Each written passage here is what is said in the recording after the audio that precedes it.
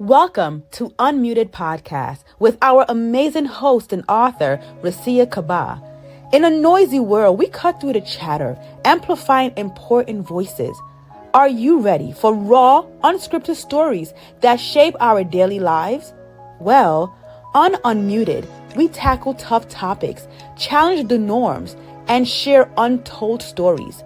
Each episode, we bring in thought leaders, influencers, and everyday heroes for genuine conversations. It's not just a podcast. It's a platform for real, raw, expressive conversations. Get ready for the emotions, laughters, and most of all, the truth. Unmuted is more than just a show. It's a movement. So join us as we break the silence to embrace the power of honest dialogue. Welcome to Unmuted, where conversations are real. Welcome to Unmuted Podcast. I am your host, Recia Kabbah. On today's episode, I have two incredible guests. Oh my God, these ladies, all right, I'm not even gonna say much because you are gonna see for yourself. And I'm just so excited to have them on. So the first person I'm going to introduce would be Rhonda Thomas-Boothe. She is a passionate advocate for mental health and substance use disorder awareness, holding a master's degree in psychology. Rhonda has dedicated much of her career to improving mental health resources and support. Originally from the islands of Barbados, she has served as a board member of the Mental Health Board for Warren County, New Jersey, and currently chairs the Warren County Community College Foundation beyond her advocacy work. She co-owned BB Mind Over Matter Mentoring and Coaching LLC with her husband of 29 years. Rhonda is also a proud mother of three, and when she's not working to uplift others, she enjoys self-care activities like Zumba, Pilates, running, and even modeling. Rhonda, my sister, welcome, love.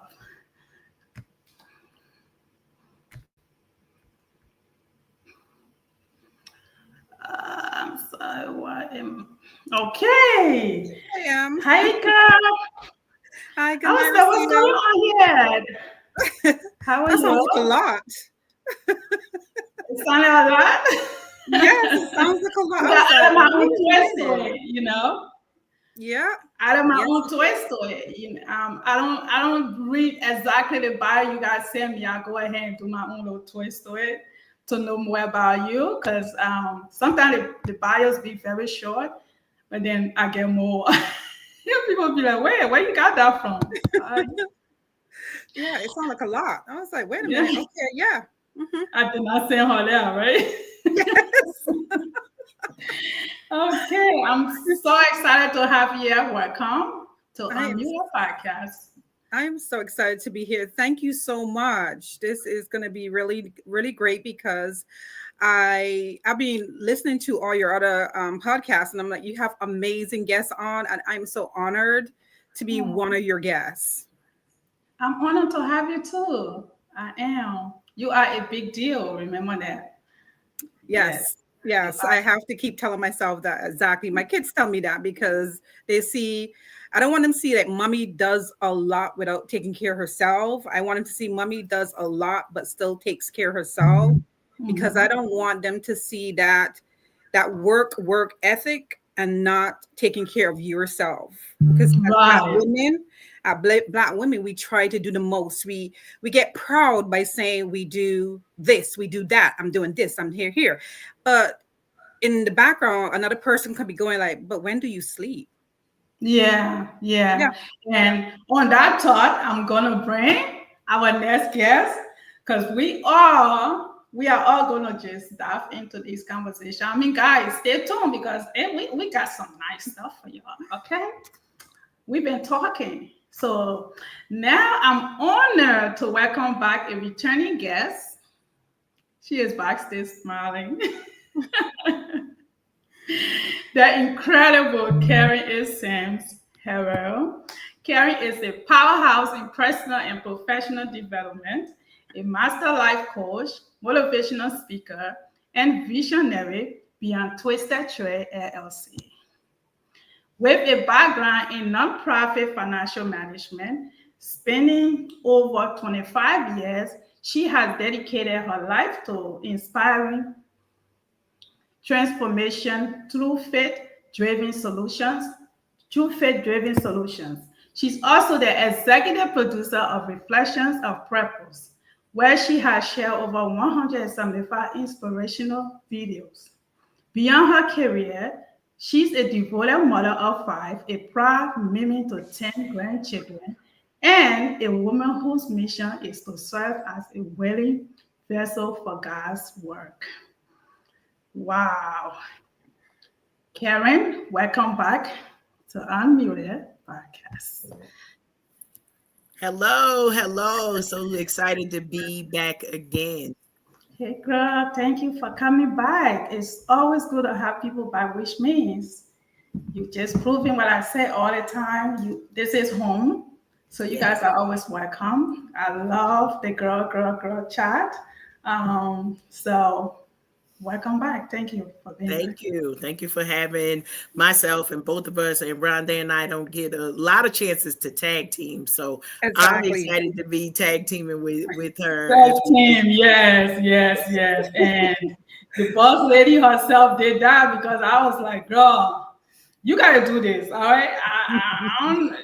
You got to do this because it's all y'all coming over here. I don't know who to, mash up. Sure. So Nikita did her great job and she fed everyone, Yes. It's not working. So I have you guys the whole month, in fact, the whole month for Unhinged Life. And I'm excited, Awesome. So anyways, ladies, this is Unmuted. So are you ready to get unmuted? Oh, yes. Yes. Awesome. All right. So I'm going to start with you, Rhonda, because this is your first time. Yeah. All right. Queen, your personal, your passion for mental health is evident. What inspired you to pursue a career in psychology and advocacy? My daughter. Oh. My oldest, she's 23 now. Well, she's turning 23 in May. But when she was in high school, there was an incident when mommy was in her own world. Mm-hmm. And I was running all over the place. I had races in Chicago, in Canada. Every weekend I was gone. I was leaving the home and I was just taking care of myself because I thought taking care of me meant that later on I could really come back to, it was a time when I wanted to heal myself. But in healing myself, I was neglecting my kids and I didn't see that. So neglecting them in a way is that we're so close that on weekends when I'm spending time with them, I would be running, I'll be training. So I was leaving, going out the door, and she said something to me and I heard it, but then I was like, did I think I heard what I hear? And I turned around and she was having she was about to have a mental breakdown. She was about to be she started to cry. And I said, what is the matter? I said, did I hear you right that sometimes you don't want to be here? Do you mean physically here or you mean in this house? Because that's different. In the house, let me just put you out. But if you meant physical, then that's cause for me to be concerned. So when she said that, I took a moment and I sat down with her and I said, we need to talk. So we had 2 hours where my plans got canceled. I just canceled and I spent that time with her. And growing up along in high school, she always had different things that would bother her. She's one of those kids that, what I say, I wouldn't say perfection, but she thought she needed to be perfect. And I wanted her to know, no, you don't need to be perfect. If mom seems like she's perfect, that's not what I want from you. That's not the image that I want to give you. Mm-hmm. And that's what made me go into mental health, because she wanted me to do counseling, because she said she didn't have a good counselor at school to talk to. So I thought once I took the psychology, it would gear me towards counseling students. So that's why I went to do psychology, because I needed to understand how other people think, because I could understand the actions, but where did those actions come from? There's a thought process that's producing these actions and these words that come out your mouth. So I really wanted to learn. So that's what made me went back to do psychology. So psychology wasn't a way for me to like make money, but for me to understand myself, my kids, my husband, relationships. So that's why I went back to school. Okay, that's very inspiring. And as you're talking, I'm thinking about my own life here. So my son actually got his degree in psychology. Yeah. And so he thinks he knows everybody's Yeah.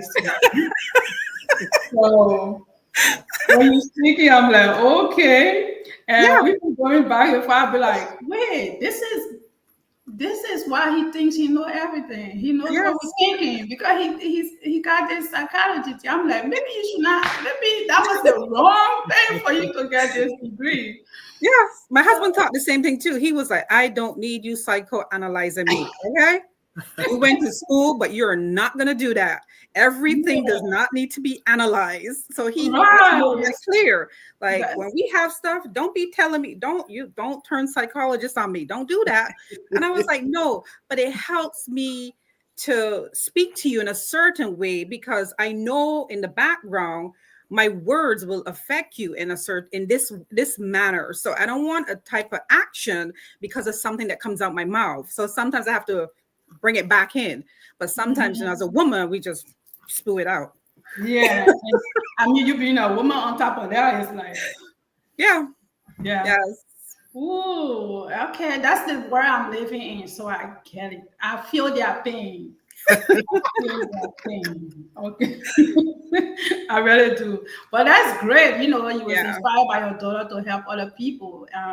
So I like that. All right. Let me move on to another question for you. Then I'll go to Karen. So as a former board member of mental health board for Warren County, and now you are chair of Warren County Community College Foundation, how do you see your work shaping the community? Well, one of the things that I find amazing is that I live in a county where it's predominantly white. We're slowly migrating to different cultures. We do have Hispanic. We have quite a few, because my daughter was the only African-American in her class when we moved in 2006. And we came over, 2007, she was the only African-American in Girl Scouts. She was the only African-American in reading clubs. She was only African-American in dance school, swimming. She was the only one. And I felt like I did something wrong when we moved over here for a better quality of life, I should say. I wouldn't even say better, but quality of life, and just for her to focus on her education. So being that mom, I had to place myself in places where we weren't represented. So on the mental health board, there was an African-American young man who eventually became the president. And alongside with him, I'm in rooms where people talk about us, but we are not in the room. So how could you talk about us where we are not here? So that was a thing that made me kept going to different organizations in order to be a part of it. I went to Warren County Community College for my associates. And again, certain times I was the only one of me in, the honors society. Wow. So it was age and my race. So I kind of didn't want that to affect me. So I kept going into different rooms, going here, doing this in order to be seen, because I'm thinking all these little kids are migrated. The parents are bringing them over here. and you don't see anybody. You don't see teachers. You don't see anyone in the community that look like them. So I figure, like, if this was a struggle for my daughter, it's going to be for other kids. So why not be in places where other people can see me and go like, oh, there's a Black girl over there. There's a Black woman over there. This is cool. And the first event we had, there were two African-American young ladies. They saw me walk out because I had my gown out. I walked in and their mouth were like, they were stunned because they haven't seen anybody that looked like them at these events. And we had a conversation, said, Miss, your dress looks really nice. And I went over and I spoke to them. I said, where are you from? Where are you? And we had a really nice conversation. I walked away and I heard those girls giggling and they were like, oh my God, did you see her dress? They were like just in awe. And that made me think, like, this is something that I need to keep doing. I need to be in rooms where we are not. Yeah. So where I work, I'm the first one that has ever got to the level where I am right now. I mean, I'm working in the Department of Human Services, and there was never anybody who came close, not even as a clerk, to work in that office. Wow. So out in the community more, because as a substance use and prevention, I actually manage about 12 groups that go into the community and teach about substance use, education, prevention. So having that space to be in those rooms, my ideas, I'm giving you ideas and I'm giving you things that we can do that can reach others that look like all of us. Not some of us, but all of us. Yes, all of us. Yeah. Wow. Yeah. Yeah, it can be very hard when you see yourself in, environment. You don't see people looking like you, Recia, when I first had my African American professor, I went to Southern New Hampshire for my bachelor's and my master's degree. And I forgot her name, but the professor, when I realized that I had an African American professor with a PhD and she was, I think she worked for NASA, I was amazed. I typed her up and I was like, oh my God, I've never had an African American teacher in college. I'm in awe of you and everything that you do. And we used to talk back and forth because that inspired me to like do what I had to do, keep studying, keep going. Like statistics was hard. And I would tell her my eyes were like sweating. I didn't want to tell her I was crying. So I said, my eyes are sweating. And she would send me back these little notes and it inspired me to keep doing it. So I understand that when I see other girls that look up to us when we enter rooms, stop and talk to them. Find out, just engage with them. And that's my whole thing, like to be that kind of person. Like I see a little girl and she's looking at me. She's like, I like your hair. And I'm like, thank you. And then I share the products that I use in my hair. She may not understand, but just having that conversation, like your natural hair is beautiful. Your curls are beautiful and you're beautiful. So that's how I present myself when I'm in rooms or any place where I see anybody that looks like me. Right. Because you can relate more. Yes. If someone tell you your hair beautiful, that's the person is the person can relate to you. It makes me think sometimes schools, we have our kids sometimes are in classes, maybe just there by themselves. Like my daughter was on a basketball team. She was the only dark-skinned girl, and it's like she almost had to be like one of the best players to make that team. Yeah. It's like she wouldn't make that team because she was really good, Yes. So I'm like, damn, we have to work more, we'll have to work harder, to exactly to be places. We have to prove ourselves so much more. And you always have to have that education one level above. You always have to keep climbing. You always have to keep training. You always have to keep studying.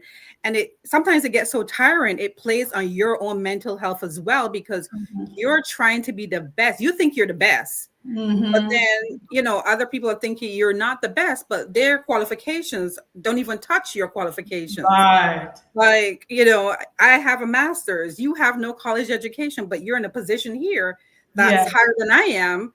And how is that possible? Because for me to get to the position where you are, I need about 2 PhDs. Yes. Amen. Be in that position, a PhD and everything else around that, every letter behind my name to prove that I can sit here.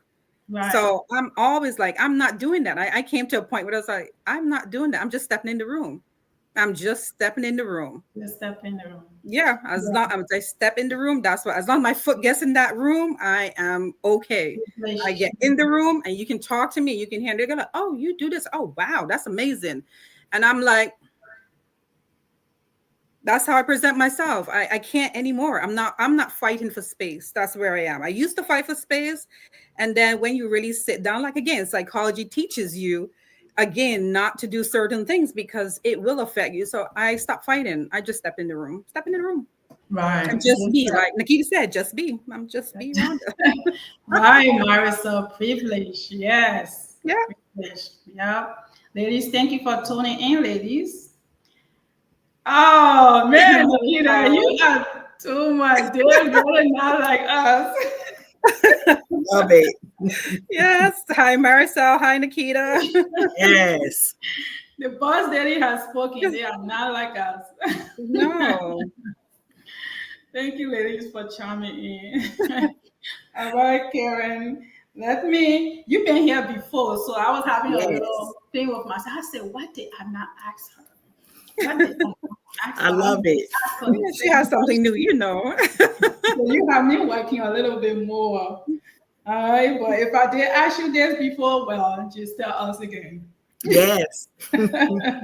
So, Karen, with your experience in DEA training, how do we approach creating exclusive spaces where people feel seen, heard, and empowered? You know, beautiful question. And if it was a question before, you know, our daily experiences change the answer to that, right? So, with the climate that we're in, my day job, I actually serve as director of our fundraising unit at a huge public university, right? And so one of the challenges for us is it is what we consider a PWI, predominantly white institution. So when Rhonda was speaking about being in places that people may not necessarily expect us in. And so I tell a quick story about why I wear my flowers, because I moved down here to North Carolina 8 years ago. And when I would walk in the room, I wasn't the expected suspect. And they would be like, well, who does she think she is? And so I literally started wearing my flower, because you can't be a person who don't know who you are and walk in a room with a bunch of flowers in your hair, right? So to kind of help them answer their own question before they ask it to me, because I may not always have the wonderful, nice thing to say in response to that. But I also recognize over the years that in the institutions that I worked at, I'm just a boss at what I do. And I don't say it as an ego trip. When I walk in a room, I'm making space. I'm taking up space, right? Because for many, many years, I was in hiding because I had to be. And that's, you know, it was sort of like, well, I don't want to rock the boat. You know, they're going to take this job or they're going to do this. What happens if I don't have this money? Guess what? Then I learned some things, okay? I learned some people. Where the lawyers at? I learned that, listen, if y'all fire me, y'all going to be on the evening news. So we clear. But one of the things that's been really big for me as I have a lot of titles across the different universities. I previously held titles at Lehigh University in Pennsylvania, and now I'm here in North Carolina at North Carolina State University. And one of the things that I do is create inclusive environments for those folks, not just who work with me, but across the entire community and campus, college campuses, right? So a lot of times, right now, I'm closing out serving as co-chair of our African American faculty and staff organization. And one of the things that we do is making sure that people have a voice at the tables with the higher ups. So y'all, it's the same Karen. The person you see here is the one that's going to visit with the vice chancellor, the chancellor, whoever's coming up next, to remind them that we need to make sure that we always have places that are for everybody, right? And so I started a task force, and now, you know, they changing the name and everything is something else, but we still are who we are. Right. So by any other name, we are still creating inclusive environments, whether they say, whoever they are, that it's against the law. if I don't feel like I belong here, you now create a hostile work environment for me. And most people have not yet had the courage to have that conversation, that when you start banning words that describe my entire identity, you now are banning me. And what does that mean when I walk in every day? So I love it because I'm the one that had the conversation. And they're like, well, we're so proud because we're talking about it. I don't care what y'all talking about.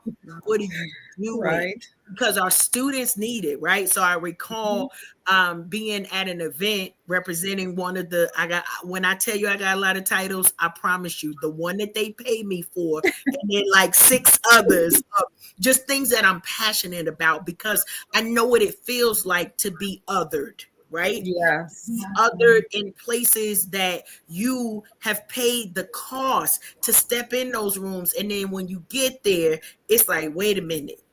This the big people table. I don't want to be here. Never mind. But I recall a family, and it was a mom and her, and I think they were twins, but it was her 2 pre-college age children. And she said, I'm just coming to this event. I think it was a Juneteenth event. She said, I just want to know who all are over here before I decide whether my kids need to come here or not. Because I want to know that there's some aunties and uncles over here that understand the assignment, that I'm not just dropping off my kid for the education, but I need them to be able to survive, to thrive in the campus environment that they're there. And so when I talk about the work that I do, I'm passionate about it. I also have 10 grandchildren, 1 more on the way in a couple of weeks, because folks can't count. I said it. They like, well, you know, that original date we gave you, we probably gonna be a little early. But when I think about the world that I want to be able to receive my grandchildren, they a different breed. When Kendrick said they not like us, if he only meant my family, like that was enough for me. These children today are coming out fully loaded. Okay. Oh, yes. They're Eat, fully sleep, loaded. drink. They not here for the games that some of our ancestors had to maneuver around. And so I'm very dedicated.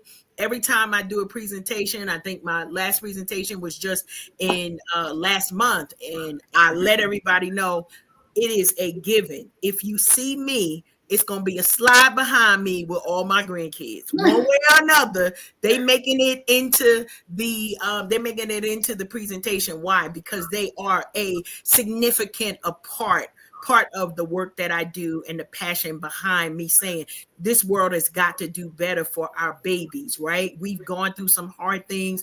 We probably are on our therapist couches or telephone or Zoom calls crying over stuff, out environments that people didn't make safe spaces for us. And so that's a little bit about my passion. All 10 of them, they know, Mimi don't play that. You doing what? Where are we going? What are the school environments looking like? What are you ready for the work environment that you're getting in there? Because our counterparts would have us say, well, we need to learn how to endure the racism. No, sir, no, ma'am. We need you to teach your children, don't be racist. Don't be racist. But nobody don't want to have that. You know, we scared to have that conversation. We have the conversations, yes. But we unmuted tonight, so Yeah, we unmuted. So let's go. Unmute everything. Exactly. Right? Unmute everything. Everybody needs a coach cash. Okay. Okay, girl. Yes. Love you, Tilted. You know. We love you. All right. So thank you for sharing that. 10 almost 11. How do you keep up with your grandkids? Yeah. Wow. You know, I'm gonna say they have to keep up with me right now. So yeah, they love it. They love it. They check on my YouTube channel, most of the stuff that we talking about, because my baby number ranges from age. I've got 2 that are 2 all the way to 17. My oldest grand will be turning 18 in like 2 weeks.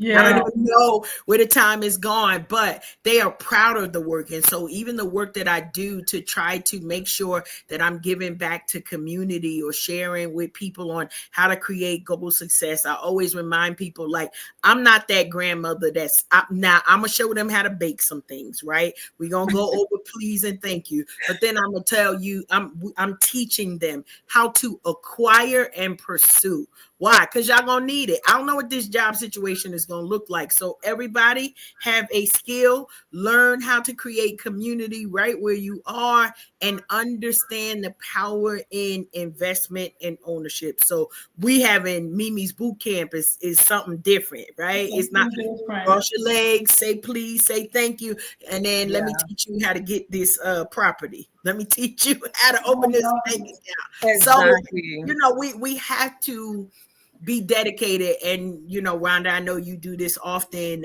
in your way of giving back, right, to the next generation, because a lot of the stuff that our children are going through or have gone through is because some of us as aunties, I'm gonna put the accountability out there, we're not in place, right? Because our aunties primarily were in place for us. We had grandmas and aunties that would go down to the school, that would meet us at the corner, that would meet us in the community to let people know, you see Karen, but it's 10 of us behind her. So before, y'all start trying to drag her into something, no, all of us is coming along with her. Ready. So, yeah, so we want to be the village. Thank you. Village.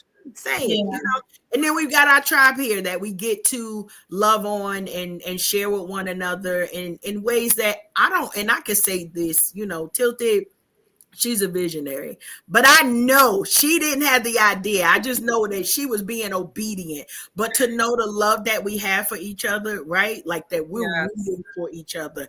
I'm rooting for Rhonda. I'm rooting for you, Recia. I'm rooting for I'm rooting for Marisol. I'm rooting for Liv. I'm rooting for everybody that's connected to our tribe, because I know that as each of us win, right? So when Rhonda wins, an entire community wins. And who could not? I mean, if you don't get excited about that, you need more therapy than you're going to get in this next few minutes. Exactly. We gotta be excited. We gotta be excited. It's true. And I don't know why I had this thought today. I don't want to say in the shower, but people be having a lot of talk in the shower, right? In the shower, you be getting a lot of talks. Some good and some like, oh wow, okay. But for some reason, I don't know. I thought about this today because I was supposed to go to one of our girls' book release, but my daughter is not doing too good, so I had to stay with her.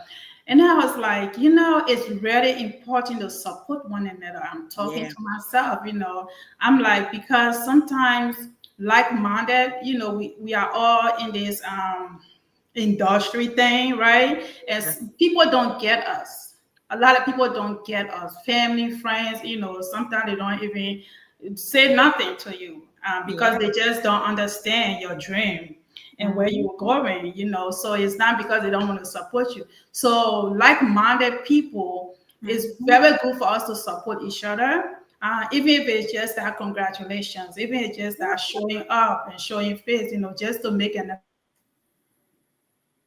sister know that she's being seen. I see you, I see what you're doing.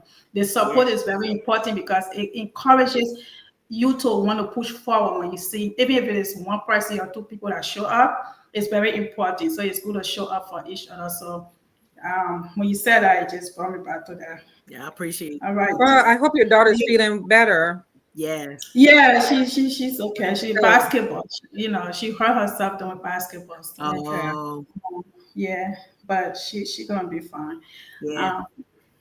So I needed to get myself away a little bit because I've been taking care of her all week. So I'm like, all right, mommy needs some time. So mommy, we're gonna get to that in a little bit. That's a fact. Because Rhonda, this is your first time here, I'm gonna ask you one more professional question. Then we're gonna get down to the Sure. Because y'all told me I was ready tonight, so I'm ready. Yeah, you ready? Turn it up, ready, so.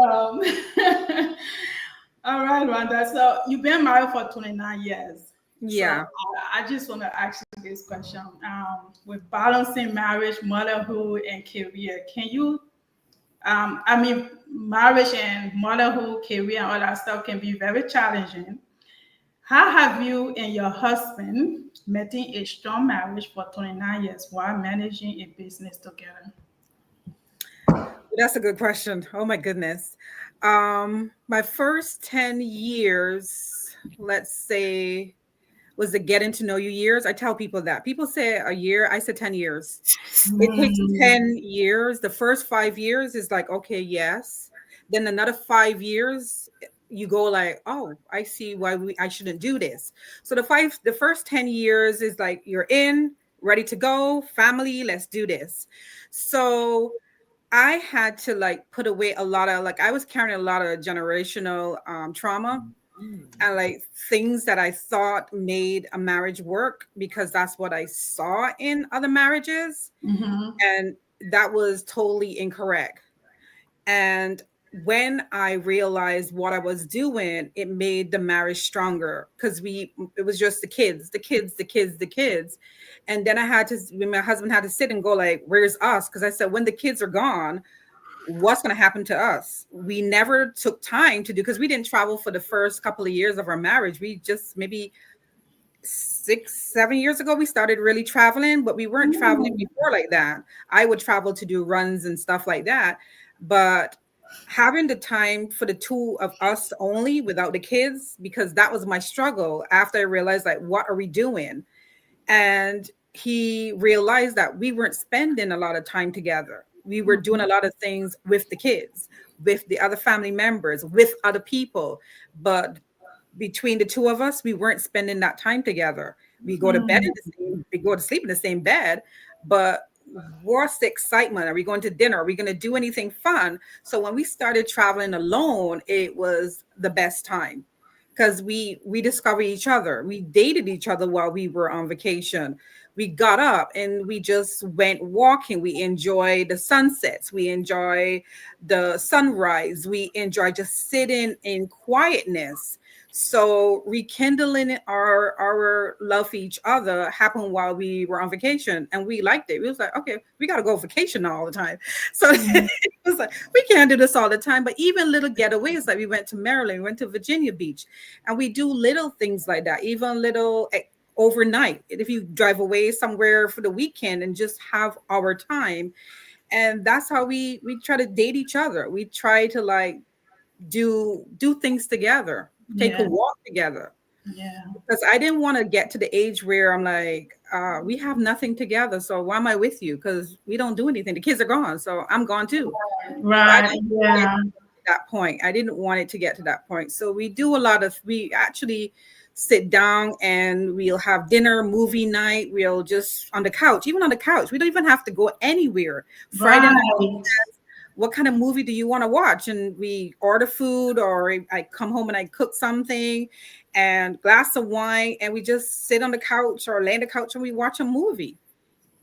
Awesome. And I like that, that you came up with that idea, because it's true. I mean, 29 years with somebody, Yeah, you get bored. Yeah, you gotta find something. Yeah. That's what it said. It's good to have that friendship before the relationship. Because excitement, you need excitement.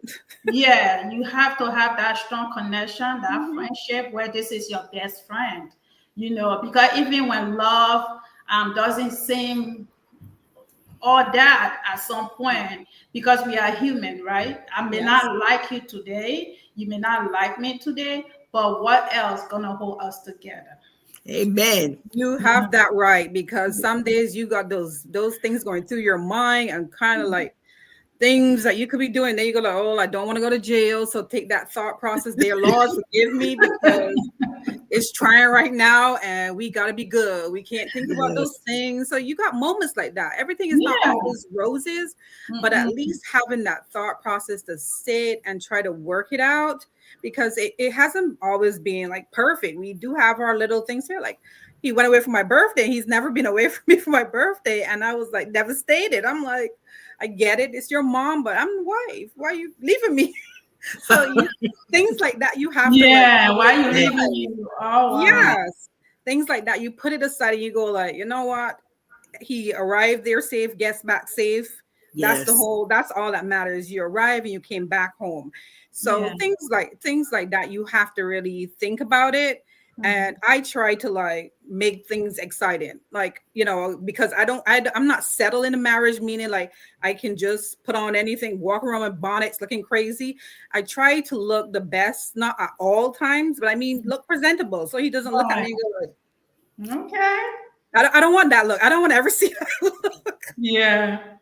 So that's why I work so hard on, like, you know, trying to be the best version of myself. Awesome. I love that. And so the next question I'm about to ask is going to follow by, it's similar to this relationship thing. So now, Karen, you can join in. Let's just talk as a team. How do you keep the spark alive in long-term relationships?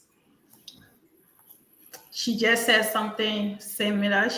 Oh, yeah. Yeah. So what's your input, Karen? You know what? I'm sitting here like, we do that. All right, we gonna make this last, right? I think learning your partner, and I say this to Tilted all the time. My husband is my number one subject, right? I'm earning my PhD in him. So every day I'm learning something, and every day it almost feels like there are things that I thought I knew, and then he'll keep talking, be like, wait a minute, where in the world did that come from? I thought spending time. And so one of the things that I just always feel like, Rhonda, I'll say this for me and my husband, we're like the unlikely couple, two nerds that found each other, but we corny. Like, I love corny stuff. We just came back today. It's like a Looney Tunes movie. I don't really like cartoons like that, but I like him. And so, yes, let's go hold hands in the dark. Let's go run through the rain, or drop me at the door, whatever it is. Let's share some popcorn and just laugh together, because it is I know how he got me, because when we first started dating, Rhonda, we didn't have Recia. I don't have no babies, right? So we could get up and go wherever we wanted to, and he would just take me. I was the passenger princess. Buckle up. I'll be asleep, because I'm one of those passengers that I want to tell him how to drive. So I found that if I go to sleep, I don't care. They be like, and people will say, well, how you drive with him? I don't. I go to sleep. This is my sleep. This is my rest time. I trust that he gonna get me there safe. But I agree with you. My husband is like a huge vacation planner, right? He can plan it. We are dating when we go out away. Now life is a different way. So I just had this conversation with him, and every birthday month I come up with something weird, and he's just like, well, can I just, like, regular people don't make me do this. So I'm like, listen, we got to figure out how to go out on more date nights. So we've been on dates 3 times this week, just because it's my birthday. I love it. But I need to be falling in love with him every day. Why? Because I'm the problem. 90% of the situations, Recia, I'm the problem. It'd be like, wait, what? Okay, let me. Well, at least we got a confession. At least we know who we are. Yes, I am.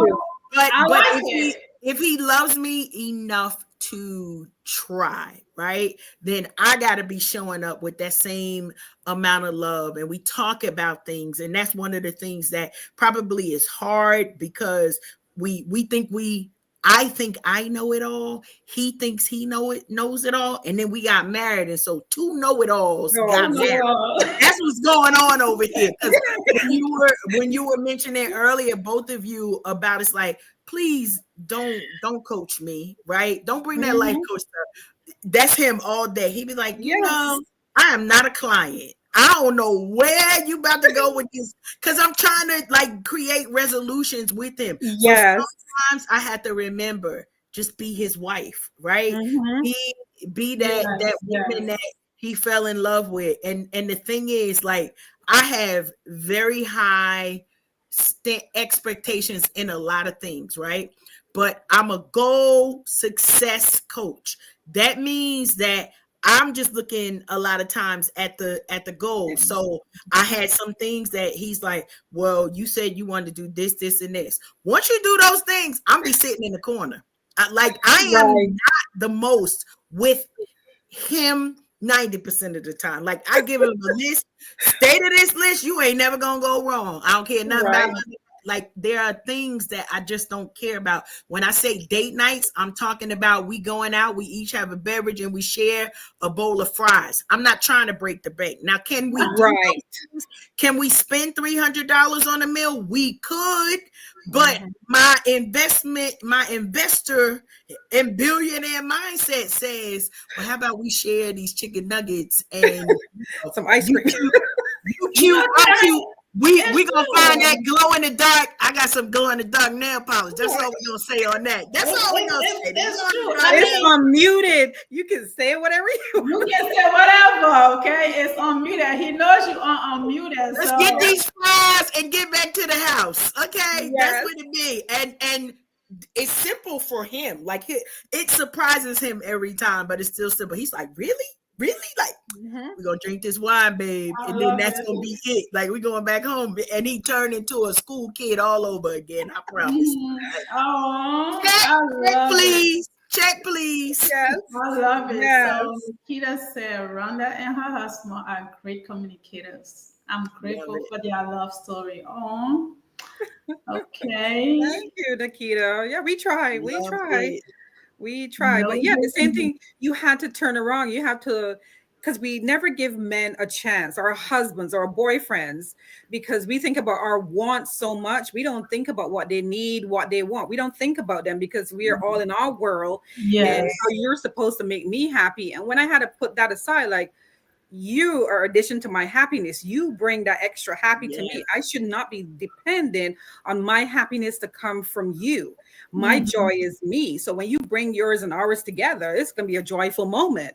So that's how I look at relationships. And I see a lot of young people, and even my daughter, she's 23 years old. She's not dating because she's looking for somebody not to be on social media, reaching out to her. We need conversations. We need to talk. We need to sit and talk. And if you talk to me, I get to know you. Who is behind the screen? I don't know you behind the screen. Anybody could be behind the screen. So, we just need to give men, like, men carry along a lot of stuff with them too. There's a lot of hurt. So if you're in a bad relationship, when they come to you, they're not healed. They're not healed. So that's why understanding them first before we ask for stuff or we depend on them to do stuff. When we do that, it gives them a chance to realize, oh, look at that. And even encourage them to go to see a therapist. Like, I encourage anybody that I see, go seek a therapist. If you're having issues in your marriage, go seek a therapist. Go talk about it, because maybe I can't understand what you're going through. Somebody else can. Yes. And then bring that back to me. Then I could say, oh, so I try not to do that in my relationship. I try not to, but I try to take care of my actions. So that's how I look at it. Like, give the man, like, give him some space. And I had to learn that the hard way as well. Like, give him his time, because we get older and things change. Like, we're not the same person. We grow. We're growing every day. So you don't know what your husband is going through, or because, again, they don't want to communicate if they're sick, or, they could be sad and we don't even know it. So give them grace. That's how I look at it. Give men some grace. Right. I actually, and this was something that was big for us. We have our own therapist, right? We have a therapist that we come together with, but he has his therapist. I have mine.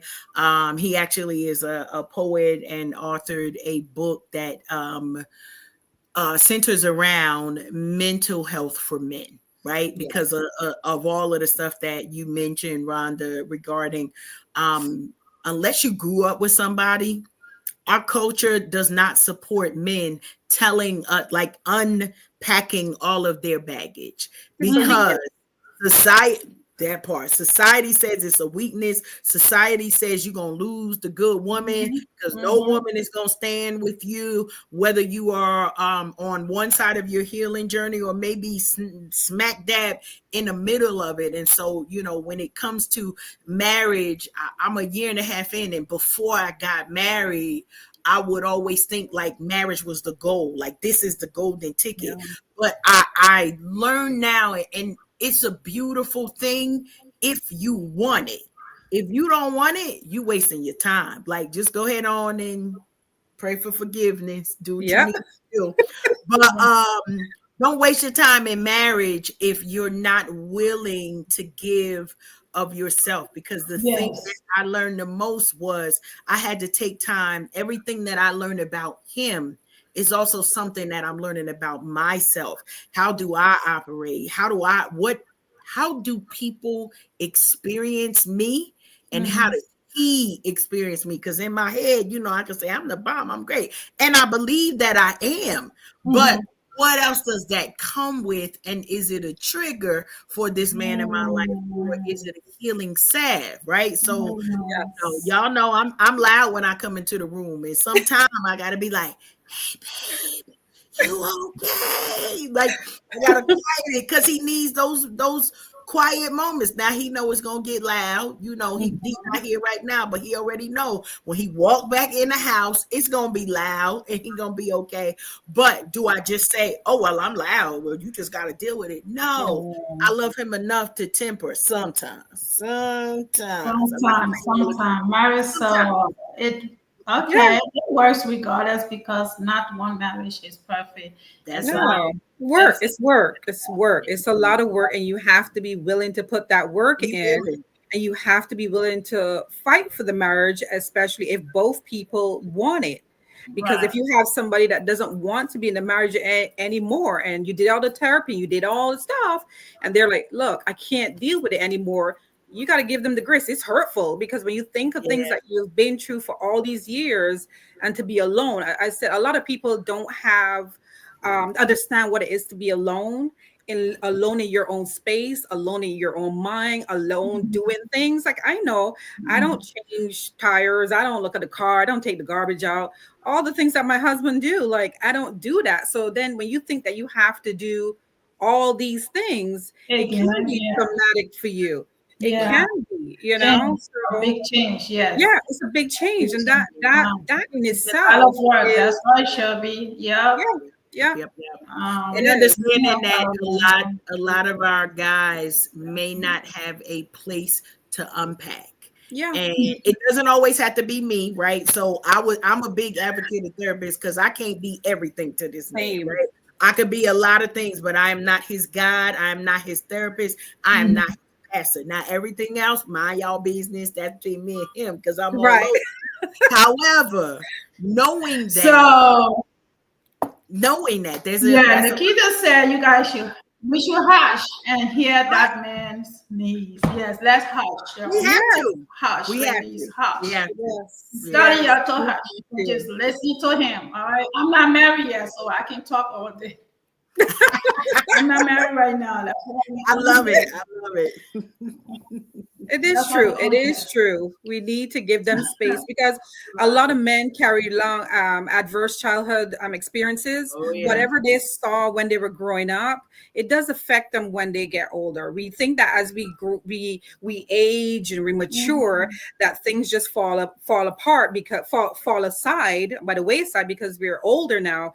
But those things come back to haunt you. Those little things come back. You remember when you saw your father or somebody mistreat your mother, and the reaction that the father had at that time, you believe that that's the same action you're supposed to go into when the same thing happens to you. So that repeated behavior gets passed on and passed on. So that's why a lot of men, we judge men because we figure, oh, he's a bad man, he's this type of man, but that's what he knew.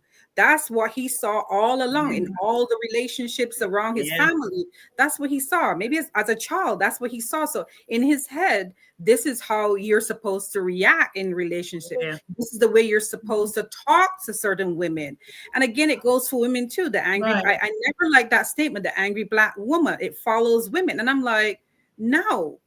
It's something that it's assertive. You can get assertive, but all women are not like that. Right. It's a group. And why are they like that? It's because something they experienced in their childhood that they're passing out. You go into certain stores and women are exploding. Why are they exploding? Because that's what they saw in their own childhood, that's the way they're supposed to behave. That's so we get to the mind that will change the behavior. And I believe in cognitive behavior therapy. I so believe in it. Change the mind, change the behavior. That's it. And what we do daily, it creates our world. It creates our world. So if you never extend grace and you find yourself in struggle, guess what? Your open hand, right? Your open mind of saying, I'm going to extend grace, attracts grace back to you. And so when we're trying to think, how can we live our best life? We got to go through releasing some things, right? If you think of yourself as we going on vacation and we only get one bag, Recia, we only get one bag. If we have one bag, what are we packing? Well, we got to unpack some things sometimes. And so I'm bad at it. I usually overpack.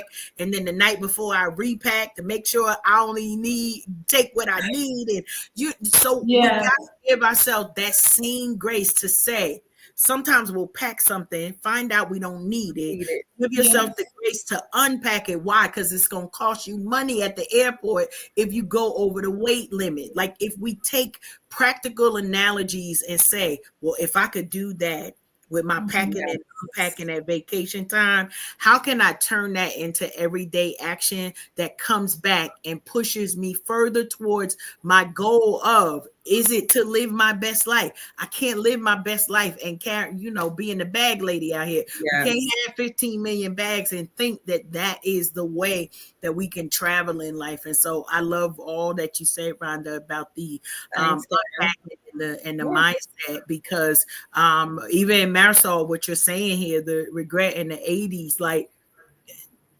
I can't even imagine. Like that is a long time and a lot of memories to have to unpack versus us trying just to do our best today, forgiving ourselves and pushing forward. Exactly. So she said, try being gentle with your partners. Okay, Shelby. You'll burn some calories. You'll burn some calories if you try being gentle. That's all I know from my experience. I burn calories when I'm gentle. Nikita, I'm gonna get you. Don't be ignorant. Put the bag down. Put the bag down. Yeah. Release that bag. Ungrip. Take that out your grip. Put it down. You don't need the bag. Come as you are.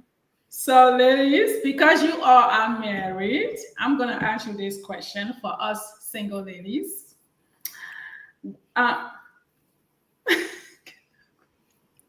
What she say here? Get that glow in the dark, polish, LL. All right, Marissa.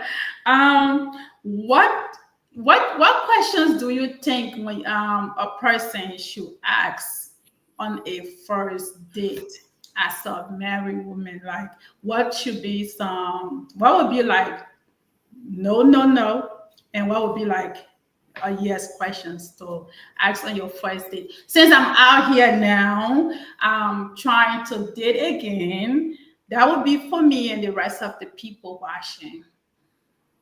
For people like you that been married for so long, what should we not do that maybe we did before that we should not do now? Okay. I think you know what, I haven't been in the dating world for so long, but I hear a lot of stories. I hear a lot of stories, and I have a lot of male friends. So my thing is like, women want men to do a lot. They want to know where they work. The first thing is money. That's the first focus, on money. Can you, in their head is like, can you afford to give me the things that I want? And you can have a man that makes all the money in the world, but he's not mentally stable for that relationship. Amen. He is not. He can give you all that he can take you to all the fancy restaurants, but will you really be happy when you see the bad side of him, when he turns and flips? Like, you ask a question, he goes off the handle. Can you stay in that relationship knowing, yes, he can buy me a car, he can take me to fancy restaurants, he can buy me the shoes that I want, the bags that I want, but he's not all there. So to me, if I had to be out in that world, my first thing about self-care. How do you take care of yourself? What do you do? What do you do to make yourself happy? What do you go for walks? And you look at how a man takes care of himself mentally and physically. And then you draw from that. Then you can get other questions. Then you can do little things.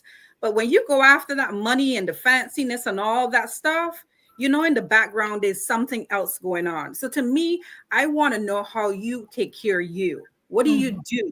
Do you have your friends? Do you hang out? Do you travel with your friends and take meal trips? Do you go walking? Do you hike? Do you run?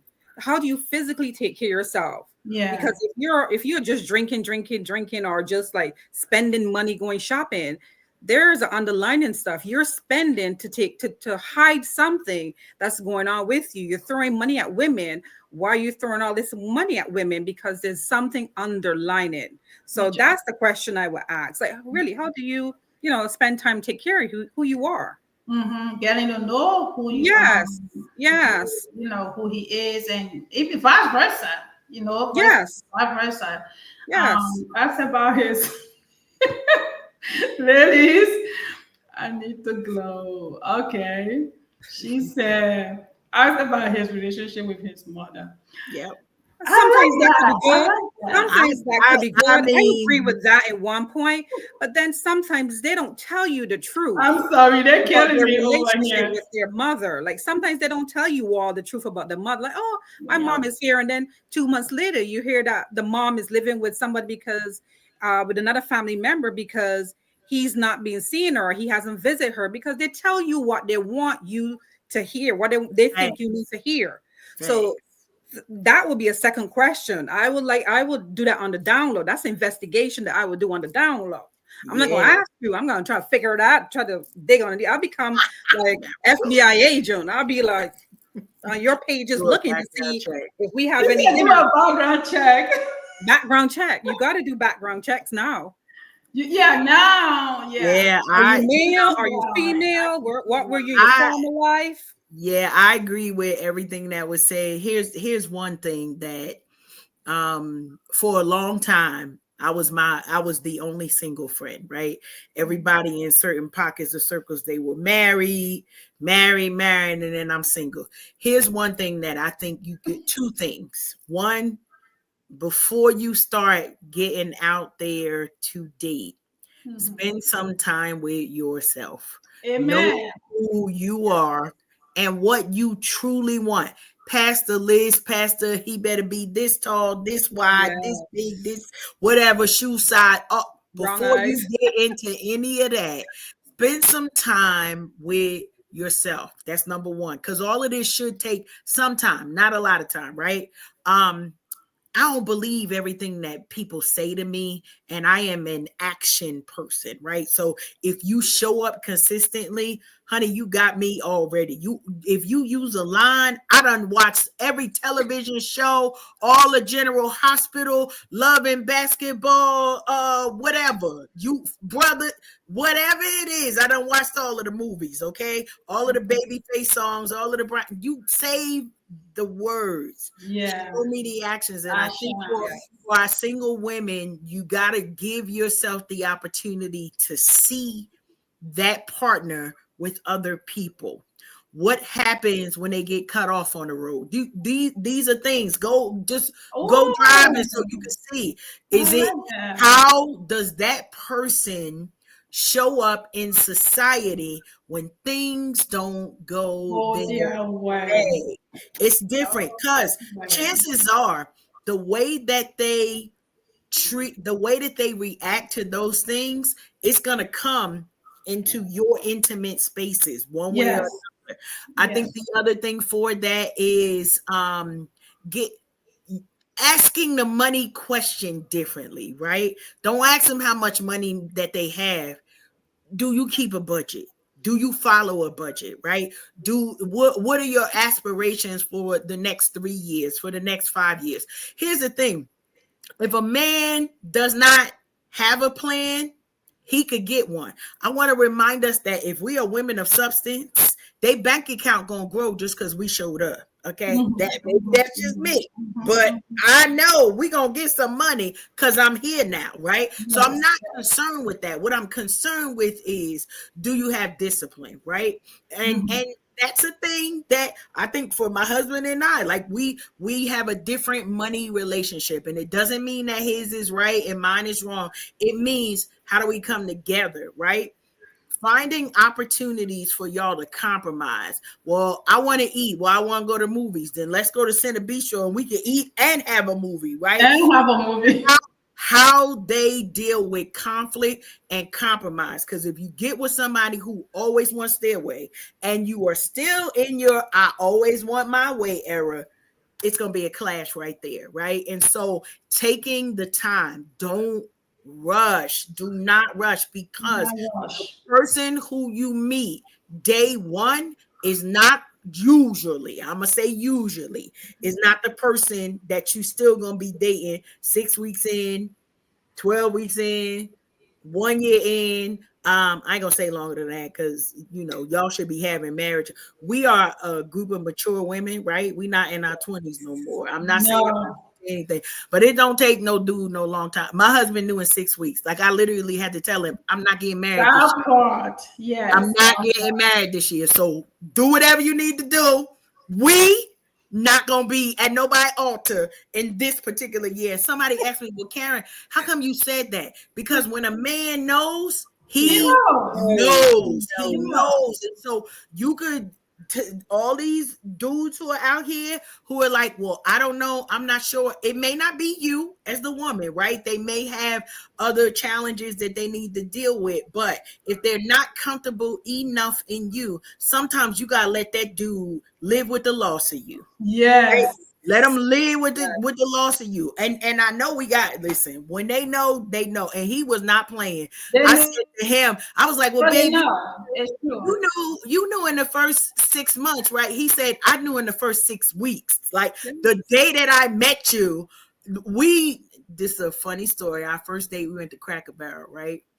And most people be like, why would you date at Cracker Barrel? Because I could leave if it wasn't going to go right. I didn't want to call nobody. I parked my car in the cut.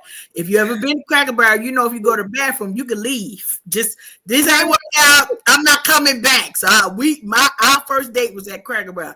He excused himself to go, and he told the lady, he said, listen, I'm trying to make this lady my woman. So I need y'all to act right, literally, to this day. Like, that's part of our story, because he was like, I don't even know all the things I know about her, but I know I want her in my life. When you have a person who knows how to make decisions, they will make a decision about you. If you have a person who does not know how to make decisions, it is then up to you to make the decision of, am I going to wait for them to make up their mind, or am I going to keep on going? Listen, it's something out here, because we talk about catfishing, but you don't always talk about dating the representatives until the real version of that person shows up. We do it too as women, right? Like, we do it. He loves to see my natural hair, and it really irks him if I'm putting anything extra.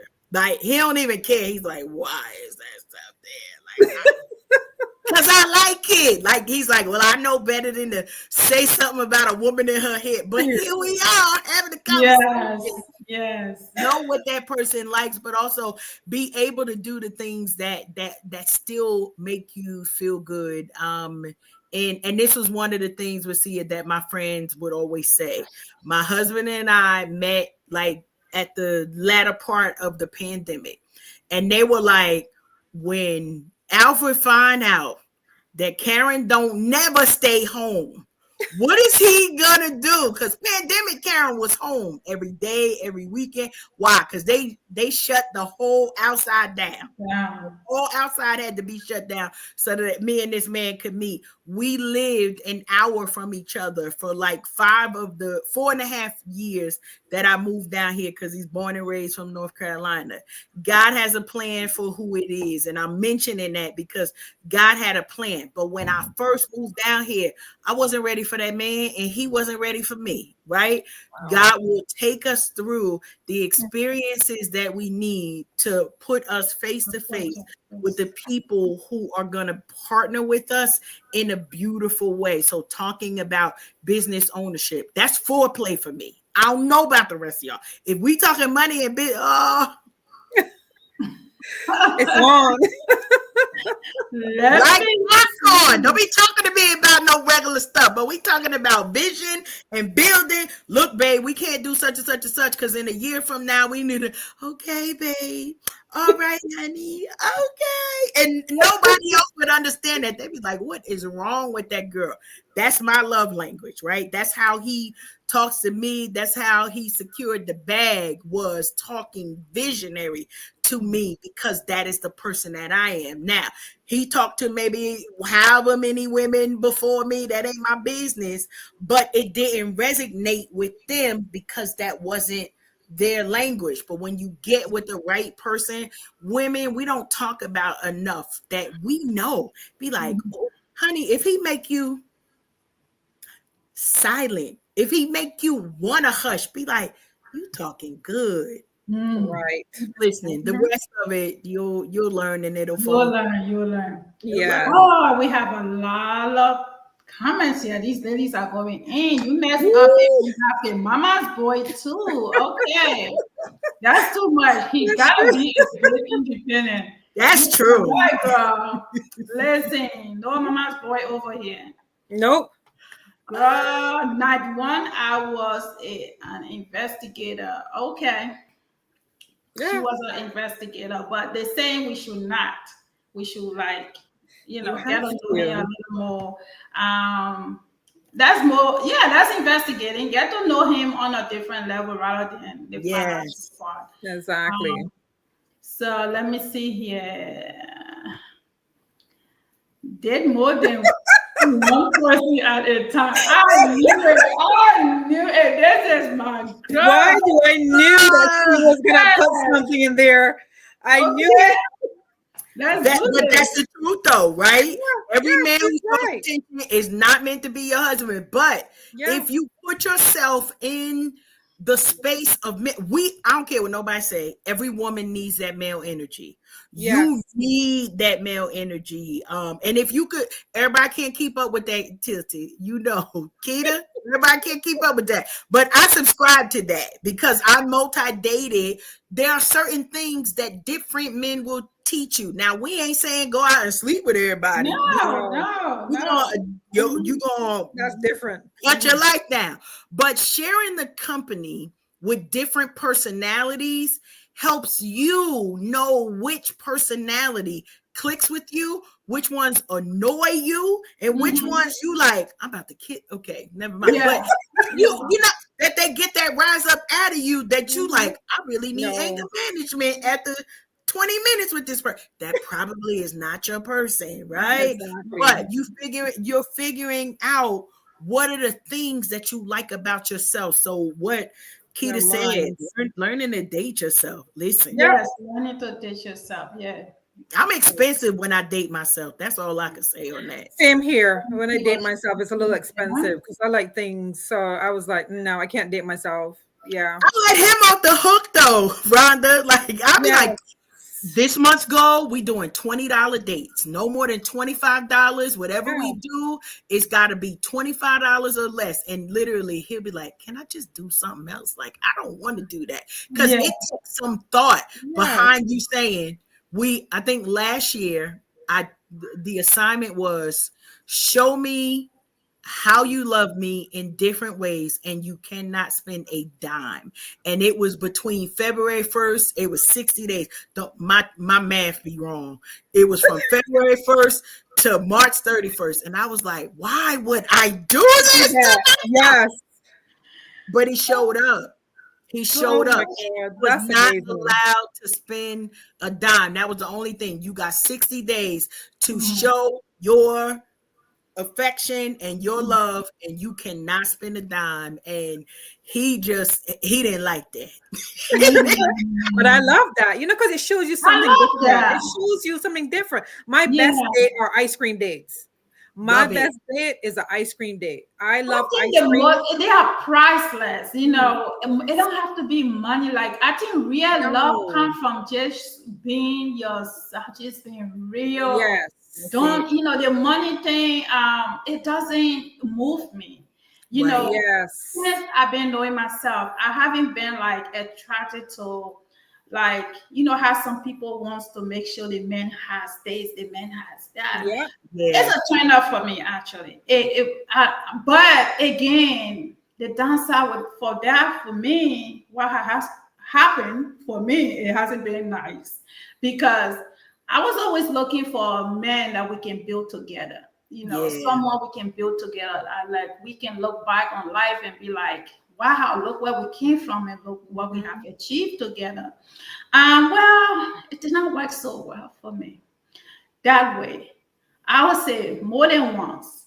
So I'm like, okay, now do I go not looking, but do I change that narrative now for someone who actually has his own, rather than me struggling with somebody, and then maybe because I'm putting in more, I'm becoming like this, like a mother thing, because a lot of people having this experience of women building men, or maybe helping men to build, and then because men are naturally born to be providers, it's like they don't feel like, if they're not providing for you, they don't feel that masculine. They don't feel they are the man. So they will go looking for the female that almost bring nothing, because that person they can be a man to that person. Rather than you, that you thought you was helping him. You thought you were helping him build. You thought you were helping him be successful. But meanwhile, it is too much for him. He can't handle that. And then we are left broken, because you're like, all right, I did this for you, I did that for you, I was there for you, I have more, I did more. Why don't you want me? Why you want to be with the low person? But that's what happening. So at this point, I'm like, all right, let me just get me a billionaire then, because I tried it other way, it worked. So you can spin your way into happiness, right? And I tried it other ways, it did not work. So what am I supposed to do? One thing that was super important, and I think my husband, I had to learn how to change my narrative, right? Because when I first started dating Alfred, this was hard for him, because I didn't need him to rescue me, right? I don't need you to rescue me. I don't need you. I need you to rescue me. Right, but I want you here. And so his background was more of, I'm with people who need me versus somebody who wants me. Like, he was here from the beginning because I chose for him to be here. So it was past just the emotional or financial situation. I was well established when we met, but so was he, right? But his background had been, I'm going to be established, and the woman in my life, I'm going to come in and I'm bringing in everything. Well, those who know me know I got a few things. The Lord is good to me. That's what we're going to say. I got some money sense out here. And so it required a different conversation and a different tempo for us. And so I agree with you, Recia, as you were saying that. It's like, the money is not the thing, but it is attracting somebody who can be open and say, you know what, this is a new experience for me. I've not been, I want, like people say, I want a strong woman, right? That sounds good. I want a praying woman. I want a Proverbs 31 woman. Wouldn't that mean, you're going to go through some stuff if you got a strong woman, because we usually not always, we don't come with an off button sometimes, right?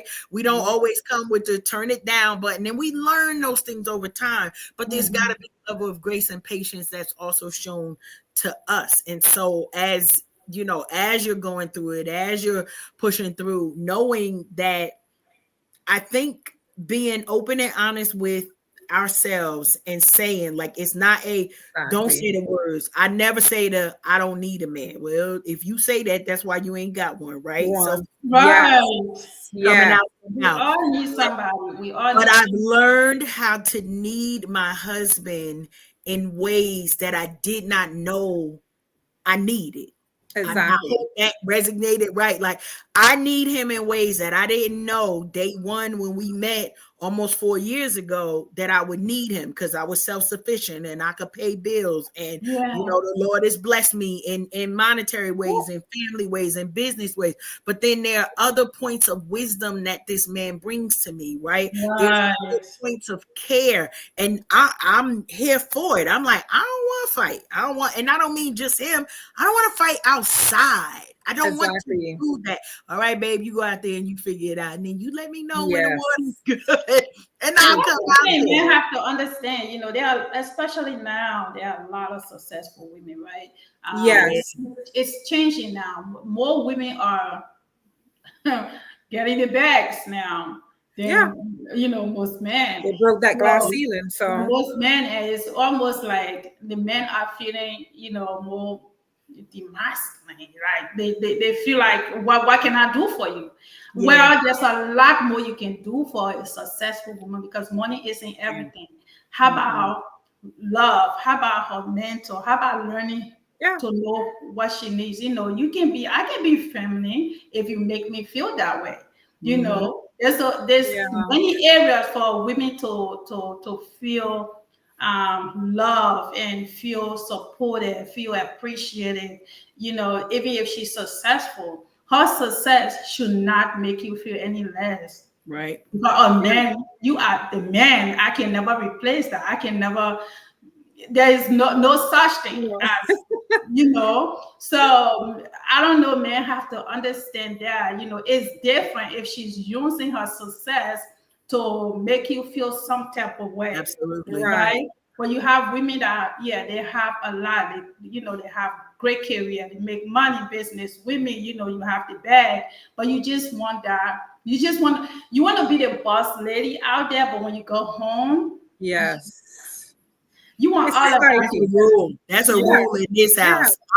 I'm a boss when I leave out of here to everything that I touch. When I come home, I am Mrs. Harrell. I am your wife, and that's all I want to be, right? So maybe for everybody else, it's not the same. It's like, but I want to be in charge, and I don't want to. I don't want to. Right. So I'm going to, you know, as he tells me, you know, I would like this. Like, he ain't getting everything. Let's just. Like, I don't want to be that strong. He's not getting everything. It's society. But I hear his heart. And so even when I say, like, I need you to love me different, because I love hard when I walk out the door. So it's not just about me being a boss, but I share the best of me when I leave. And sometimes I need him to help me replenish, right? To help remind me, all right, Karen, that's enough. You don't need to be, you know, like, I need those reminders and that support. So even before,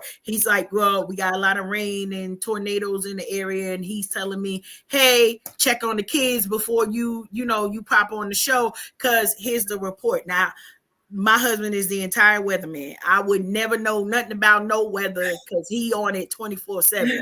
24/7. Whatever. Oh my gosh. But knowing that there are places that we get to show up differently. I've never been in this era before, and I remind him because he was in a previous marriage. I've been in previous relationships, but I've never been married to an Alfred, and he sure enough ain't never been married to a Karen. So let's figure out how this works for us, and understanding that a lot of our expectations are also geared from our personal experiences. Sometimes it's traumatic. You know, we are celebrated as strong women, but I think on both sides, we haven't taken enough time in society to say, so what does it look like to elevate a king, right? To Mhm. be that kingmaker, that when you come in the house, I want you to know you Superman to me. Like it had nothing to do with the dollars, and knowing that society is beating them up, beating them down, turning them upside down, and then they come home, and not only are they bruised and tired. I just remember a conversation. It was Nikki Giovanni with James Baldwin, and they talked about how I don't want the scraps of what's left. But sometimes we got to figure out, so how do we rebuild each other, knowing that I had to work real hard at that job, not to scare nobody, not to give them a reason to fire me. And then I got to come home and find a way to be built up. Well, as women, if you are in a relationship, and sometimes it doesn't even matter whether what nationality you are, the world is hard for people. So being able to, we call it self-care Sundays, right? Being able to take that time out for yourself. I kick him out sometimes, and I say it in a nice way, because he had not been accustomed to taking time away from me. Like when he would leave the house, it would be like, well, I either have to have an actual destination or I'm going somewhere with my wife. If you don't get out and go somewhere, do something, you better go to the gym, you better go to the movies. I had to encourage him to do that, because I can't.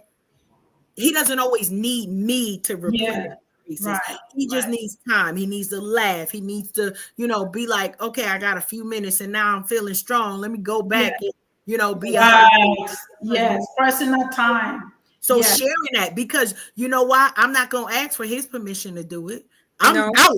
Do it. I'm 2 hours. I'm going to get my hair done. I'm going to get my nails done. We have those moments, and nobody asks us what we doing when we going to yoga. Shout out to Shelby, our yoga instructor, and Yolanda, our PT person. We never. No one asks us, why are you doing it? But for men, it's like work, home, and church. Well, they're gonna need a little bit more than that, right? They need to be able to replenish. And so one of the things for me, Recia, is that I am a mother of 5, 4 of them being boys. Out of my 10 grandchildren, 7 of them are boys. So what we doing here? I'm gonna always make space for our male counterparts, because I done bought so many in from my family tree. So I want to make sure that we've got spaces that are going to let them thrive, that are going to give them a chance to, if they need to cry, cry. Many of us as women, like if a dude show emotion, that's the quickest way to the door. He could, we will hear of somebody cheating, and you will take. But let that man cry in front of you. Let that man cry. Yes, and that is what it carries on. Any less. No, it doesn't, because they are human like us. I always say that, like, your man should be comfortable enough to be vulnerable with you. Exactly. But because of society, men are supposed to be strong, and for many years that has been what it is. Men just don't express themselves, and so you have men sitting out there hurting, but they can't really say anything, because then she's gonna feel like, oh, you're not man enough. No, I would rather you be vulnerable with me. Cry, boy, cry. Put your head on my shoulder. Let's do it. Let it out. Give them the space, or even give them the space. Give them the space to be able to do that. I won't look at you any less, because when I feel like I need to cry, I want to be able to cry on your shoulder. So I should be able to do the same. Let's open that door. You have to give him that space for him to be able to do that with you, because if he can't do that with you, he's definitely going to do it with somebody else at some point. And sometimes that's a dangerous place to be. So if you can't give that person a safe space, they might find somewhere else to get that.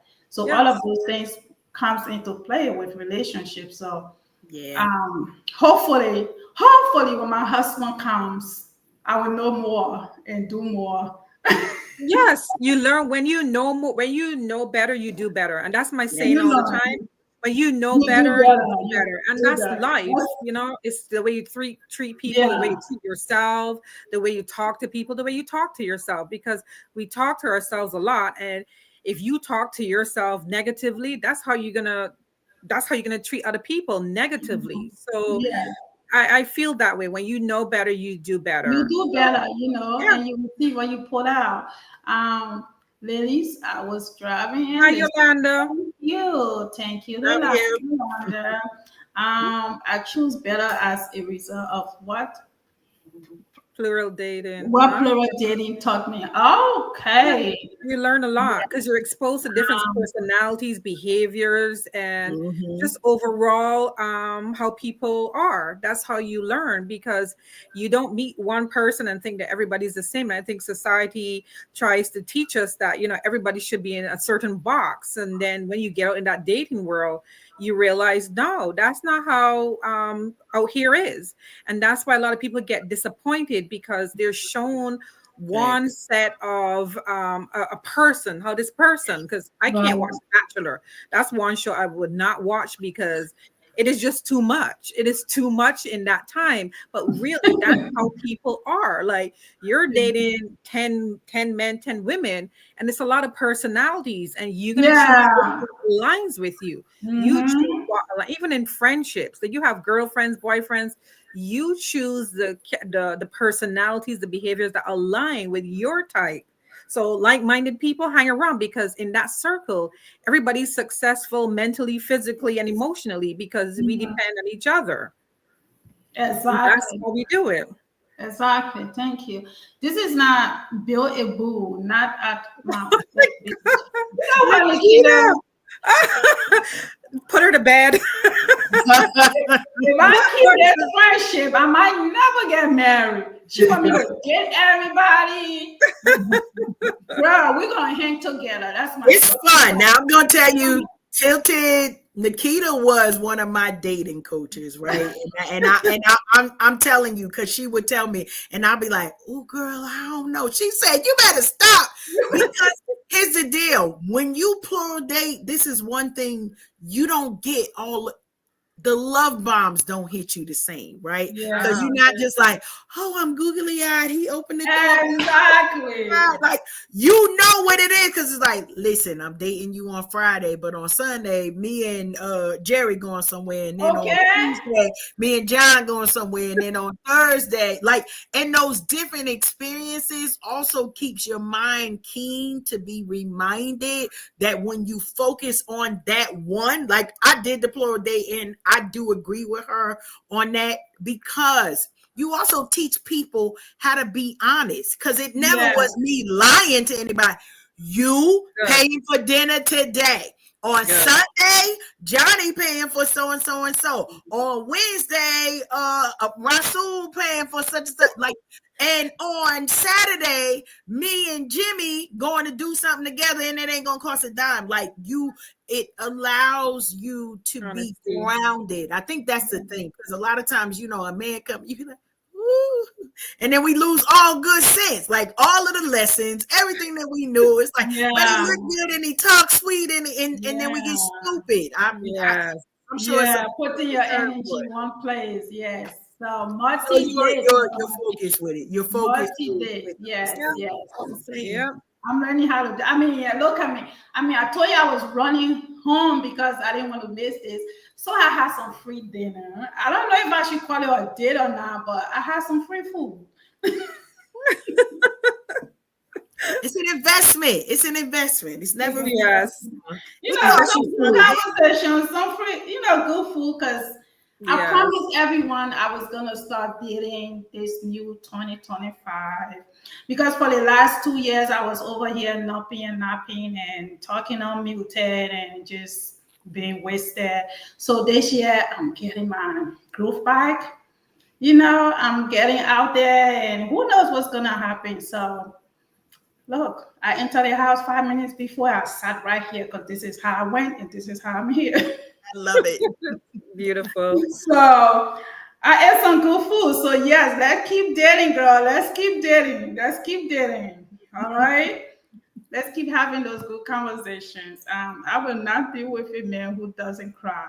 That indicates they take the time. Yeah, that's true. Whew, I cannot read all these comments, but these ladies are going in. Oh, Thank yes, you, they are. ladies. They are. Thank you, ladies. Thank you, thank you, thank you. So, all right, we are almost done. Tell us a little more about what can we do to um, let's talk about self-care. How do we get more involved with self-care for ourselves and for our family, like your husband, your children? How do you integrate self-care into your personal everyday life without having to cut off something? You know, do what you have to do, but also don't forget to pay attention to yourself. Yeah. I just finished up a workshop. I did for the month of February a self-love, self-care workshop. And I started my group with loving yourself first, because you can't start self-care without loving yourself first. It doesn't work. You can't just start self-care and you don't love yourself. So we started with loving yourself and the ways to love yourself, the barriers that stop you from loving yourself, and how to overcome those barriers.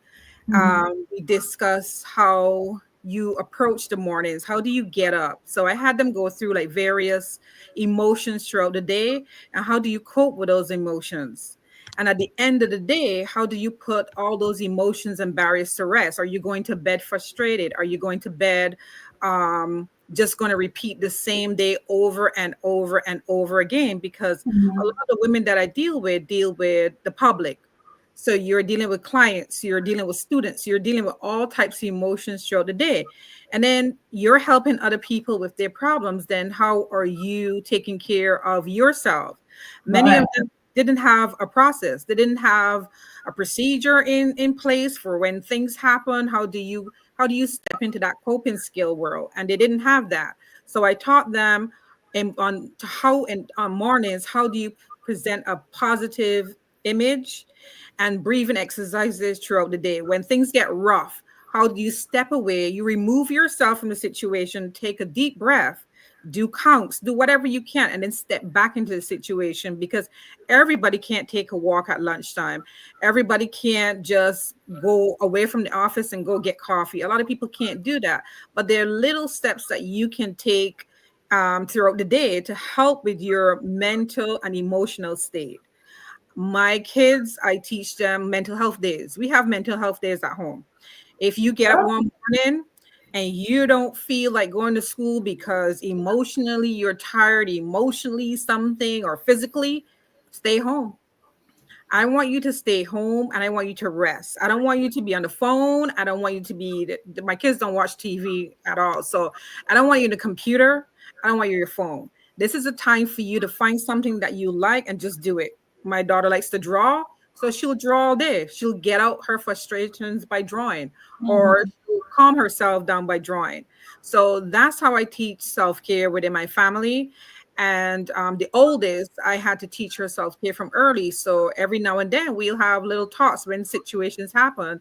How did you handle it? How was your emotion? How did you speak to the person? How did you correct that, what you said? And for my husband, he goes, take a walk. Like when things, if you feel overwhelmed or you just want to get out, just take a walk. So that's what we do a lot here. Did we lost Recia? Awesome, Miss Kevin. Yeah, so that's what we do. Yes. And for me, I have self-care every day. Which is good. It's good for our mental. I mean, it's really good. Even just going to work. Sometimes you just don't want to be bothered. You just want to stay with yourself. Yeah. You know, and it's okay to take off and just do that. Yes. It's okay to be with yourself. I'm so learning how to spend time with myself. Yes. And I'm enjoying it so much. Sometimes it scares me. Sometimes it scares me because I love my self space so much now, to where I will go do my nails by myself, with my feet by myself, go sit to the mall with my laptop and just eat something and just with myself. Don't let Yes. it scare you. Don't let it Yeah. scare you. And Don't let it it feels scare you. so good, have a conversation with yourself. You should see me talking to myself in my car, girl. You'll think like four Love people it. sitting in that car. All right, I'm just talking to myself. I'm writing down stuff.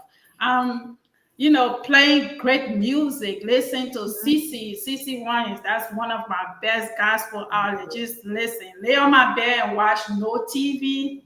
Put my phone away. No social media. Just think. There's just so many ways to connect with yourself. It's Yes. great. So Miss Karen. Yeah, a lot of what has already been said is super important. I think one of the biggest ways that we get to focus on self-care is also scheduling time. Scheduling time for, I promise you, the Tilted knows that's my thing. I have a lot of leave time. Don't let those folks drive you crazy and then you don't use the Use your PTOs, ladies. you have to. But one of the things that's super important is, what are you doing with that time off, right? Like sometimes Yes. you might need to just watch a trashy show and eat some sorbet. Maybe it's drink a glass of wine and a bubble bath. Bubble baths and wine for a season was all that I would do every single day that I had a rough day at work. Why? Because we need that time to decompress, right? Meditation and prayer. Those are two ways that are super important. It doesn't matter what you do, more than you have to do something. Working on some journals on this side as well that I'm super excited, because one of the challenges that we have is when hardships come our way, we sometimes lose sight of the positivity that's needed, right? So rejuvenation doesn't happen if we're just piling negativity on top of negativity. We've got to create boundaries and be able to say, listen, on this particular day, or if I take a day off, don't be sending me no emails talking about something was an emergency, especially when I done scheduled the day. You're gonna be okay, right? So I'm grateful that I'm able to do that. But for those who maybe you have children, maybe you've got responsibilities and it's hard, sometimes you got to pick up the phone. And here's one thing that is self-care: being vulnerable with the people that are closest to you, that you can trust. It is a thing to be a sister or a brother that somebody can talk to before the weight gets too heavy. We haven't always been accustomed to doing self-care so much that it's a routine, so much that it's something that we're doing on a daily basis so that the load doesn't get too much. So I remind folks, take the time off, meditate, sit in silence. One of the things that you will learn is when we think of the names like Steve Jobs and some of the other people who were in the front of innovation, they had to come away from the crowd in order to build brilliance.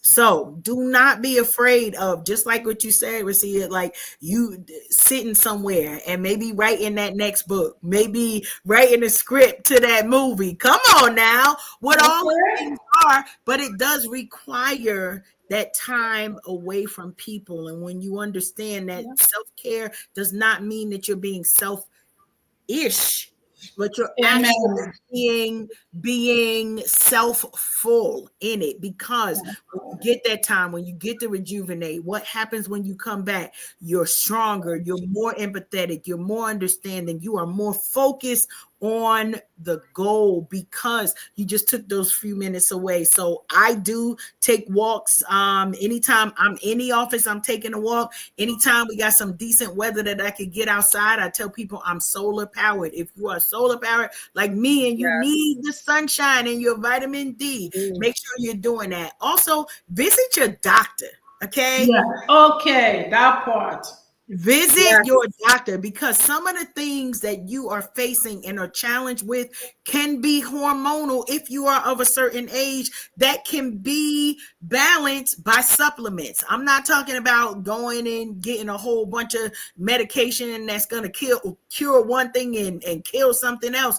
But sometimes you just need to know what are your vitamin C levels, right? What's your A1C? Are you dealing with diabetic stuff? Are you dealing with high blood pressure or high cholesterol that that maybe you need to join our sister Rhonda in her Meatless Monday campaign. So changing your diet, come on, changing your diet and your intake will also help you in your journey to change your mind and your thoughts about what it is. Life is hard. It'll continue to have its challenges, but we got to make sure that your doctor is your partner. That's like a life partner, right? We only say life partner as if it's a husband or a wife. No, your doctor should also be a life partner, because if they give you the wrong thing, they are usually one of the people who are affecting the quality of your life the most by what they write down on those scripts. So making sure that goes in line with what it is that you need. And if it's something that's for women and men, we talk about our men, like they better go to the doctor, make sure Mr. Ed ain't coming around, all of that. But we got to do the same thing to make sure our pH balance is where it needs to be. Make sure that we are ready for this. I'm getting the flash. I have my magnesium. I have my magnesium. Drinking my magnesium. And learning the holistic ways, right? I just don't feel like we do that enough, Rhonda. So, we on a mission to change people's lives, because we got magnesium all up and through this house. I'm not going far for it, because I don't think that we've all been taught, right, the holistic ways that we can help ourselves, not so much stay away from the doctor, but stay away from the drugs that the doctors are trained to prescribe us, right? So they're trained, if we come in there and say we got a hormone issue, they want to give us a pill that's going to make our hair fall out and who knows whatever else, versus working with us, getting in touch with our nutritionists and the other people that will help us get some more harmony in our life. Exactly. I agree. I so agree, because that's me. I'm one for holistic healing, and it has shown me it works. So my husband was in Jamaica. He just brought me back soursop leaves, and he'd be making tea every night and giving me those soursop leaves. My glass here is filled with magnesium, so I drink magnesium. I was low on B2, which is riboflavins, and I have to take that along with the foods that has riboflavins in them. So I look for ways, like when I feel a certain way, I go to the doctor. I'm always quick to run and see, like, I need a blood work. I need to know what's going on. Take care of it. That's how I am.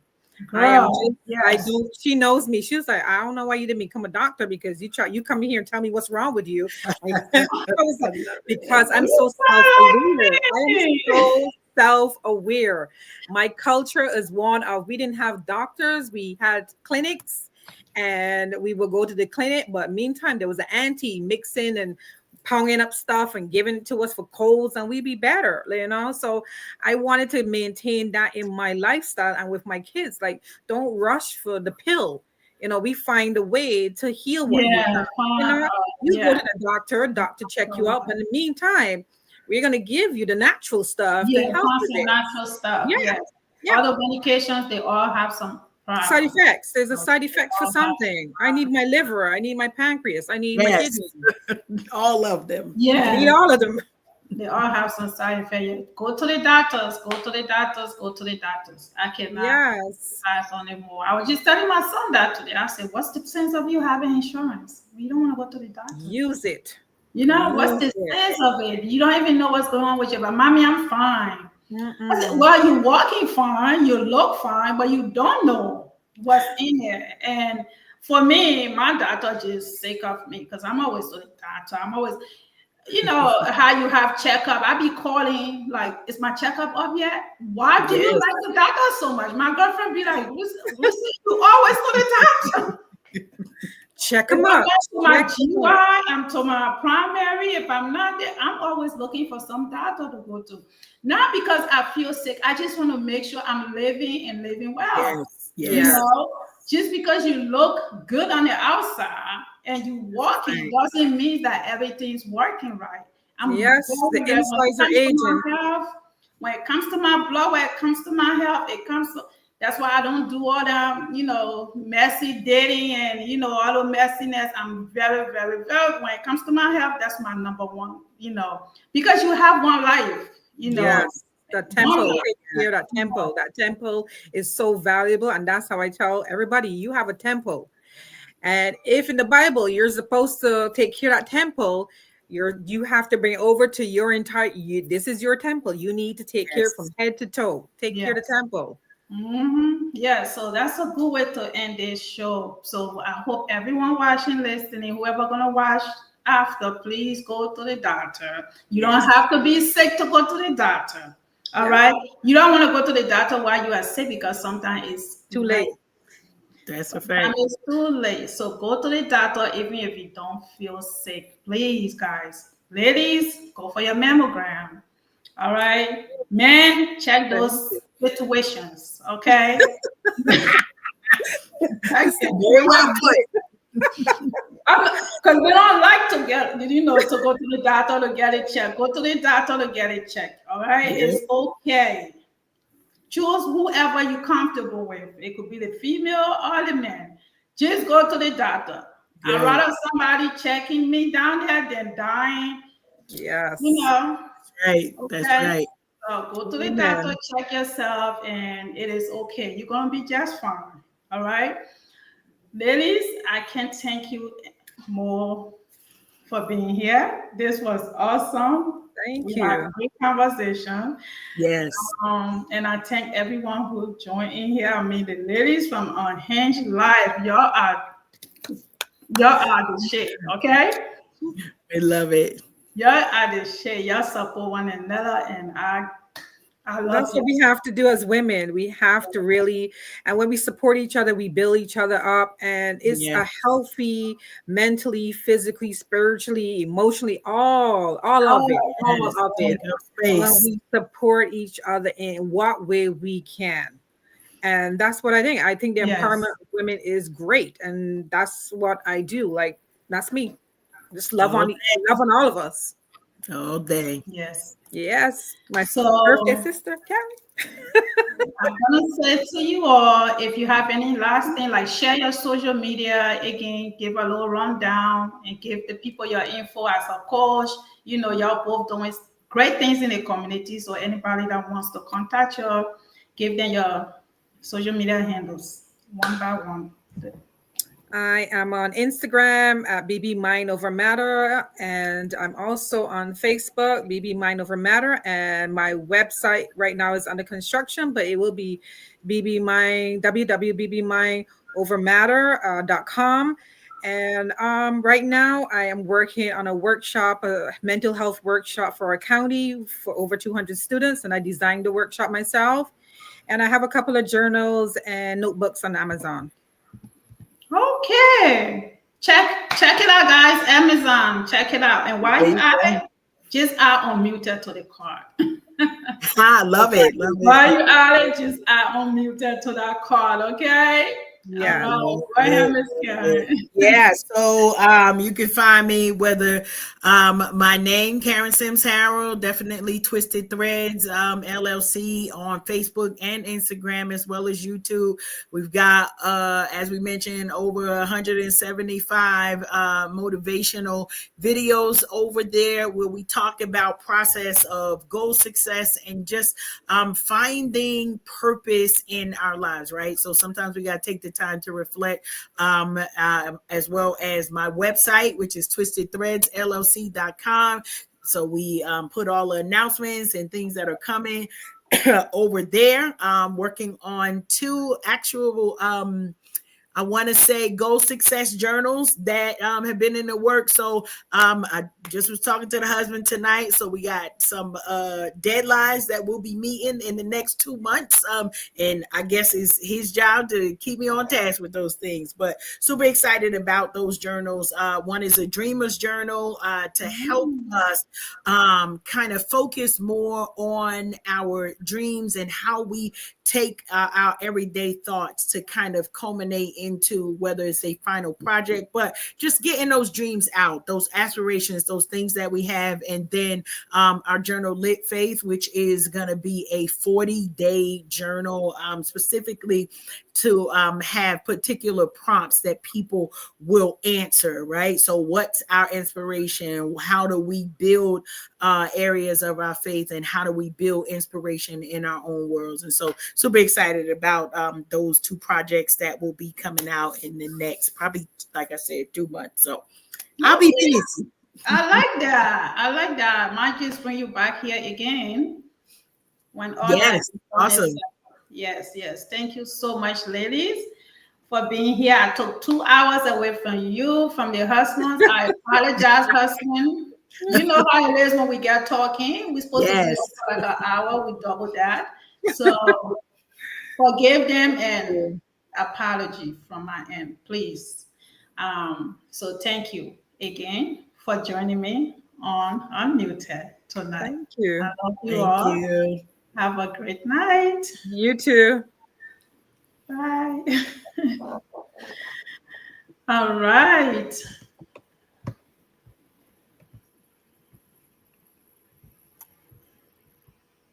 All right, guys. Thank you so much for tuning in tonight. I am so grateful for Karen. I'm so grateful for Rhonda, for you all being here, joining me tonight to have this great conversation. I'm sounding a little tired because I am, but I try to hang in there. Everyone for tuning in tonight, Marissa, Nikita, Shelby.